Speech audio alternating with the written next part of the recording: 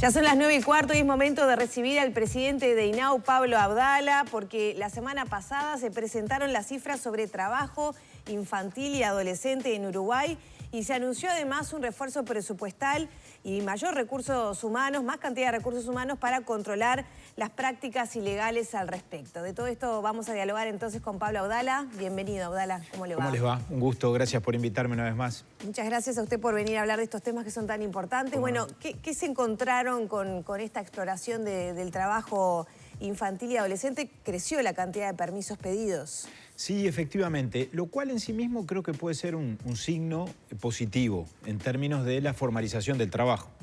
El trabajo infantil hay que tener claro cuáles son los límites y de qué hablamos cuando hablamos de trabajo infantil. Me parece interesante y también marcar claramente la franja etaria, ¿no? Exacto. Sí, que los 15 es ahí el límite, usted ha hecho hincapié en eso. Exacto, ese es el límite entre lo legal y lo ilegal, el límite de los 15 años. Los niños, es decir, hasta los 15 años no pueden trabajar, está prohibido por las convenciones internacionales, por el Código de la Niñez, y en ese sentido, por lo tanto, eso es lo que se considera trabajo infantil y debe ser combatido. Y el viernes pasado fue precisamente el Día Mundial, el domingo pasado, ayer.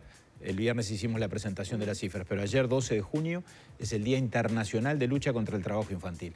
Por encima de los 15 años, el trabajo adolescente es un trabajo permitido, que es un trabajo que está regulado y limitado, y por lo tanto cumpliendo con las normas vigentes y con los procedimientos que rigen precisamente el trabajo adolescente, cuando es decente, perfectamente se puede llevar a cabo. Eso tiene que ver con los permisos que el INAU otorga a través de la Inspección de Trabajo Infantil y que tuvieron un incremento en estos primeros 5 meses del año 2022, o sea, en las cifras de enero a mayo, indican claramente una tendencia creciente con relación a la cifra del 2021. Sí, más de 620 permisos. Exactamente, cuando el año pasado fueron en todo el año aproximadamente 1.100 de enero a diciembre. Ahora, estaba pensando en el tema del trabajo infantil y las franjas etarias. Me imagino que hay algunos rubros que sí se pueden con un... Pienso, por ejemplo, en actuaciones, en, no sé, campañas publicitarias. Allí no está prohibido el trabajo de menores. Exacto, allí se ha dado una particularidad que tiene que ver con el desarrollo, que como ustedes saben han tenido en los últimos tiempos una preferencia que se ha dado por razones que yo desconozco, pero es un dato objetivo, en nuestro país por parte de las productoras de producciones audiovisuales, la grabación de spots, de cortos publicitarios, de cortometrajes, etc. Y bueno, en función de eso han participado niños en muchas de esas convocatorias. Allí el INAU interviene, autoriza, analiza los guiones, los contenidos, de qué se trata la actividad, la participación de los niños. Y en el 2021 tuvimos 120 niños entre 4 meses, niños y adolescentes, entre 4 meses y 18 años que participaron en estas actividades, en actividades de estas características. Ustedes me dirán, bueno, 4 meses, si el trabajo infantil es ilegal por debajo de los 15, lo que pasa es que aquí estamos hablando de una situación especial que no implica un trabajo en términos de una relación de dependencia. Es una participación específica, puntual, con autorización de los padres naturalmente, pero con la intervención y la autorización del INAU para determinar que claramente no hay allí un riesgo ni para la salud física ni para la salud emocional de los niños. Y a propósito del incremento de las solicitudes, usted decía que depende cómo lo miremos, qué lectura se le puede dar. Algo positivo puede ser que, bueno, la demanda o la oferta de trabajo o las oportunidades puede ser algo importante para adolescentes, sobre todo, para las familias. Y bueno, de alguna manera hacerlo en el marco legal es adecuado. Pero por otro lado pienso, quizá las familias están en peor situación y tienen que sacar a trabajar a los chiquilines. Quieras o no, es un peso más sobre la vida a edades muy jóvenes. Y quizá, aunque se pida permiso, después no se cumplen las reglas como sí deberían en cuanto a cargas horarias, etc. No, yo no tengo elementos como para hacer una afirmación de esas características. Los datos son datos. Después, naturalmente, los análisis sociológicos que puedan hacerse, el estudio de la realidad, corre por otro lado. Pero no advertimos tampoco, digamos, si bien hay un incremento en la gestión de los permisos, ese incremento también se da con relación a algo que había pasado el año pasado, que fue una disminución o una caída de los permisos con relación a los años anteriores como consecuencia seguramente de la pandemia, ¿no es así? Pero tampoco advierto que en el 2022 tengamos una disparada. O sea, hay una tendencia a un incremento en la medida en que en los primeros 5 meses ya habíamos superado el 50% de los permisos que se otorgaron en el 2021. Me parece que no, digamos, no son datos que en todo caso tampoco generen o llamen particularmente la Y atención. a nivel de rubros, por ejemplo, ¿qué es lo que más está llamando la atención? Y me parece que allí hay diferenciales entre Montevideo, el interior, los permisos que se solicitan y cómo se van haciendo también esas inspecciones, ¿no? Sí, hay diferencias entre Montevideo y el interior, Magdalena, pero relativamente. A ver, me imagino a nivel del campo, por ejemplo. Claro. Emprendimientos familiares, trabajo de los chiquilines que nacen ahí, ¿no? Que capaz que en otros momentos eso era lo normal y ahora se tiene que solicitar el permiso. Uno asocia el interior con el campo y a la actividad laboral con la actividad agropecuaria. Sin embargo, hay un país urbano, es decir, el país no se ha urbanizado mucho, más allá de la actividad rural, que todos sabemos la importancia que tiene en la vida del país y en la economía nacional. Las cifras indican que de los permisos otorgados en el interior solo un 15%. No es poco, pero tampoco es una prevalencia absoluta. Un 15% están referidos a tareas específicamente agropecuarias. El resto se distribuye, como en Montevideo, en actividades generales. El comercio tiene una participación muy importante, los servicios en general, la actividad en centros educativos. Hay un listado de actividades peligrosas, que esas están vedadas en principio, eso lo regula el INAU. La resolución es la 3344 del año 2017, que ha sufrido algunos ajustes. ¿Cuáles las principales actividades Y peligrosas? básicamente, por supuesto, toda la actividad vinculada con la actividad nocturna, con los lugares donde se venden bebidas alcohólicas, bueno, los productos químicos, la industria química, la recolección de residuos, por mencionar algunas que me vienen a la memoria. Actividades de ese tipo, que en todo caso pueden ser gravosas o complejas o severas desde el punto de vista de la exigencia, tanto de la exigencia física, todas actividades que eventualmente impliquen cargar peso por determinado límite, bueno, todas esas actividades que puedan representar riesgo para la salud física o mental, obviamente están vedadas. Lo cual no quiere decir también, porque esto no es del todo rígido ni del todo flexible, que eventualmente se puedan gestionar permisos o hacer excepciones, que el directorio de hecho las aprueba, en alguna de estas actividades cuando están debidamente gestionadas las autorizaciones y debidamente acreditado que el riesgo no es tal. Y en ese caso se puede llegar a otorgar un permiso, de hecho muchas veces ocurre con informe favorable de la inspección, y a partir de allí siempre hay de la inspección un seguimiento de la actividad. No es que se otorga el permiso y después nos desentendemos, no. ¿Y ahí cómo estamos en el tema de inspecciones? Se anunció, bueno, un incremento de inspectores. Históricamente hay déficit, ¿no?, en el tema de inspecciones y controles. ¿Cuántos inspectores hay para controlar esto? Estamos inspeccionando muy bien y también en eso hubo un incremento en las inspecciones. En lo que va del año estamos en más de 800 inspecciones de enero a mayo. Todo el año pasado fueron aproximadamente 1.600. Creo que es una tendencia muy interesante.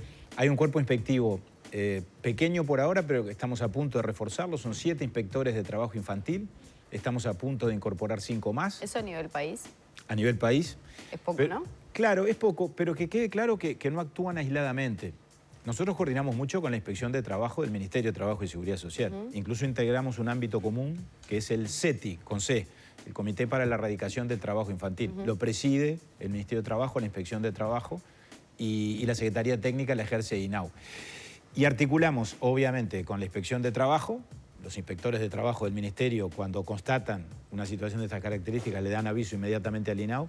Realizamos nuestras propias inspecciones y hacia la interna del INAU también hay una articulación con los inspectores de espectáculos públicos que andan más bien en la noche, pero no solo, también inspeccionan actividades que son en la tarde o durante el día y si constatan alguna realidad de estas características, obviamente también dan aviso a la Inspección de Trabajo. ¿Cuántas irregularidades se detectaron? Porque hablamos de permisos, de personas que, bueno, hicieron el trámite ante el INAU.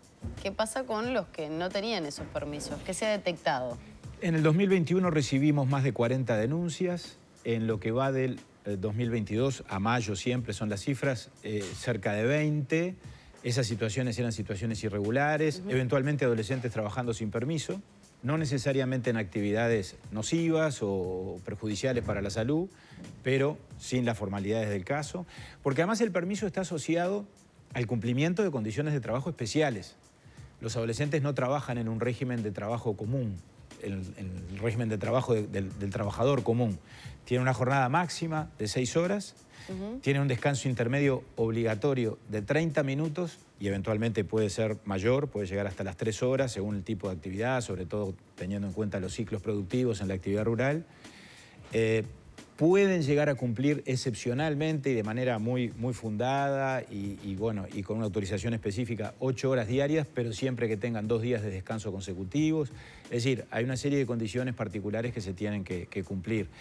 Y se inspecciona también eso, las condiciones de trabajo, y hay inspecciones que son de rutina, es decir, que implican, como yo decía recién, cuando se otorga un permiso, hacer el seguimiento, y en otros casos, por supuesto, inspecciones selectivas. Estamos por incorporar, me quedó pendiente decir eso, 5 inspectores más.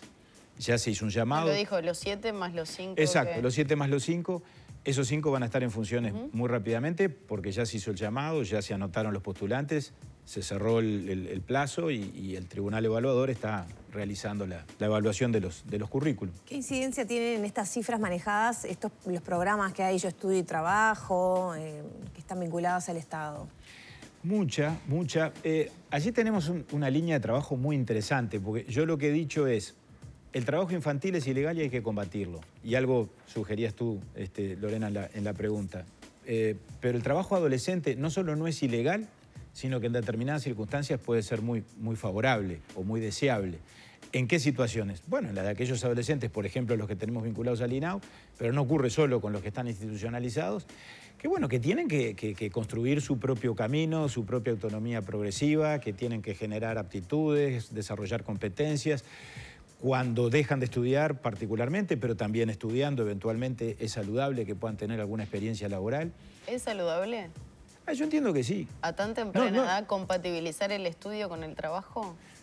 Bueno, a ver, muchos lo hicimos y yo, por ejemplo... Todos lo hemos hecho, pero digo, claro, es lo ideal porque también hay algunos reparos, ¿no? No digo que sea imperativo, Lo que sí digo es que muchas veces, sobre todo en los casos en que hay una, digamos, discontinuación en la educación formal, bueno, la alternativa de aproximarse al mercado de trabajo y de generar aptitudes y de generar hábitos y cultura es importante. Nosotros en el INAU lo advertimos como una necesidad. Por eso estamos en una tarea permanente de desarrollar oportunidades, de firmar convenios de primera experiencia laboral. Acabamos de firmar uno, lo difundimos el otro día con la Presidencia de la República, que es muy novedoso en cuanto a que es histórico. Con la Presidencia nunca se había dado una solución de estas características. Firmamos con la Universidad de la República recientemente. Con muchas intendencias ya tenemos convenios vigentes y con otras estamos trabajando para poder firmar convenios de esas características. Estamos tratando de multiplicar las oportunidades, porque realmente resultan muy favorables, particularmente, repito, para esos adolescentes que están en esa etapa que por definición es compleja, todos la atravesamos, todos fuimos adolescentes alguna vez, pero en el caso de los que están vinculados al INAU, digámoslo con toda objetividad, a eso hay que agregarle, circunstancias que hacen más compleja su situación por razones de que no tienen el apoyo de su familia muchas veces, de que hay vínculos que se han debilitado. Y la respuesta para fortalecer esos vínculos o para generar vínculos nuevos tiene que ver con que ese adolescente pueda construir su propia estrategia de egreso. Abdala, muchas gracias por estos minutos. Por favor, gracias a ustedes. Cerramos por aquí la charla con el presidente de INAU, Pablo Abdala. Ya son las 9 de la mañana, 28 minutos.